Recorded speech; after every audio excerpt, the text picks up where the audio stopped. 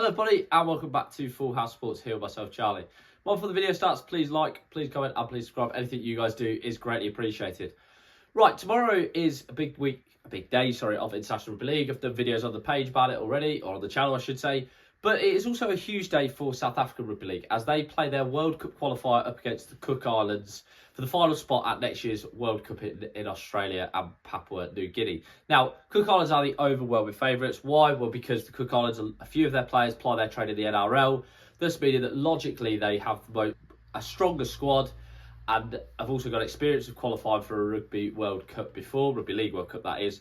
And you would put if you were a betting man, you would put your money on them. But the reason I'm doing this video today is because the way that South African Rugby League is going and what's happening there is something that's really caught my eye as sport as a whole.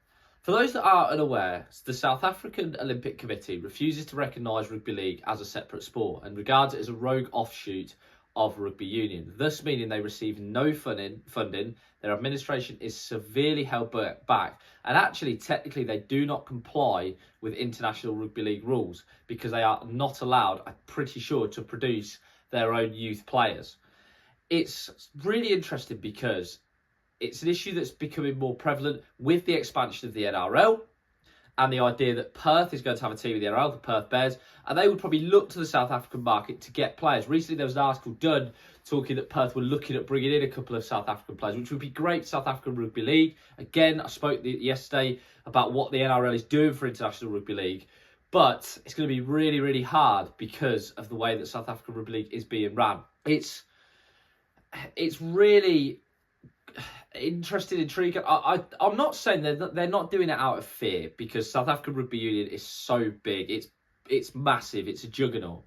But it then seems quite intriguing as to why they would be keen to hold it back. Why do they seem so keen to hold Rugby League back? This team, the fact that they've reached a World Cup qualifier in itself is absolutely remarkable. They've had to organise a lot of their own travel. They've had to organise a lot of their own games. Their union is being held back, or their Rugby League committee is being held back. It's not being given any help from anyone within South Africa. Certainly no government help. There's not a school system in place. There's a lot going on that I think is really interesting. And it's quite astounding. Like I say, they lost to Niue recently in their warm-up fixture. Like I say, it's not promising, but they've reached a World Cup playoff. So in theory, they're one game away from being the top 10 teams in the world. And they have no support from anyone back home, which is an astounding feat to achieve.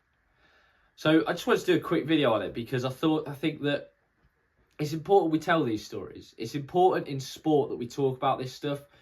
Like I say, I'm not after hating on South Africans or hating on rugby union. I love both codes of rugby and I love the way South Africans play rugby union. I love their attitude. I admire it. It's brutal. It's ruthless. I love it. But come on, you got to let the league try and do something, and to not offer any help. If they're gonna struggle on their own, like, let them, but at least acknowledge the sport exists. And I just think it's interesting well that no one seems to be talking about it because the Boks are doing so well in rugby union, and it's fascinating to see the fact that their rugby league side has reached a World Cup playoff.